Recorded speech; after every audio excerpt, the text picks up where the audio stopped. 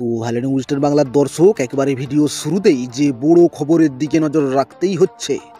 এবার হাতে গোনা আর মাত্র কয়েকদিন রয়েছে লোকসভা নির্বাচনকে। তার আগেই 2024 লোকসভা ভোটের আগে বিরাট খেলা চালু করলেন শুভেন্দু অধিকারী। এক কথায় বলতে গেলে ভয়ঙ্কর খেলা শুরু করতে চাইছে বিজেপি।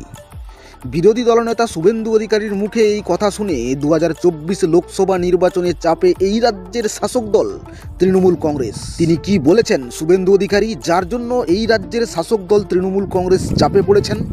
দেখুন সেই ভিডিও।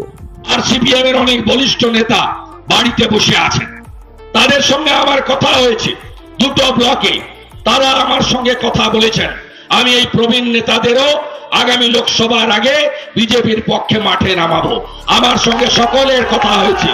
দর্শক, আপনারা দেখলেন সেই ভিডিও ফুটেজ, যেখানে রাজ্যের বিরোধী দলনেতা শুভেন্দু অধিকারী বলেছেন সিপিএম এর অনেক নেতাকর্মী বাড়িতে বসে আছে এবং তাদের সাথে আমার কথা হয়েছে, তাদের 2024 লোকসভা নির্বাচনে মাঠে নামাবো এবং রাজ্যের তৃণমূল কংগ্রেসকে হারাতে এই লোকসভা ভোটে তিনি বড় বড় পদক্ষেপ নেবেন। এবং তিনি এখানেই থামেননি, এই লোকসভা নির্বাচনে যারা বিজেপির হয়ে প্রার্থী দাঁড়াবেন এবং নিচু তলার কর্মী থেকে শুরু করে ছোট ছোট কর্মীদের পর্যন্ত চৌকিদারের মতন পাহারা দেবেন শুভেন্দু অধিকারী।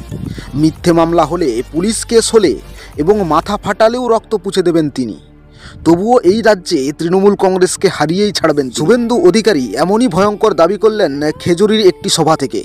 আমি আপনাদেরকে একেবারে চৌকিদারের মতো পাহারা দেব, মিথ্যা মামলা হলে প্রোটেকশন দেব, আপনাদের মাথা থেকে রক্ত পড়লে আমি এসে রক্ত মুছাবো, অত্যাচার হলে রাত্রি হলেও পাবো। আমি শুধু একটা জিনিস চাই, লোকসভা নির্বাচনে আপনারা শান্তনুকে জিতিয়েছেন কত ভোটে? 30,000-এর কাছাকাছি, তাই তো? আর এই ভয়ঙ্কর দাবি শুনে ইতিমধ্যেই চাপে পড়েছে এই রাজ্যের শাসক দল তৃণমূল কংগ্রেস।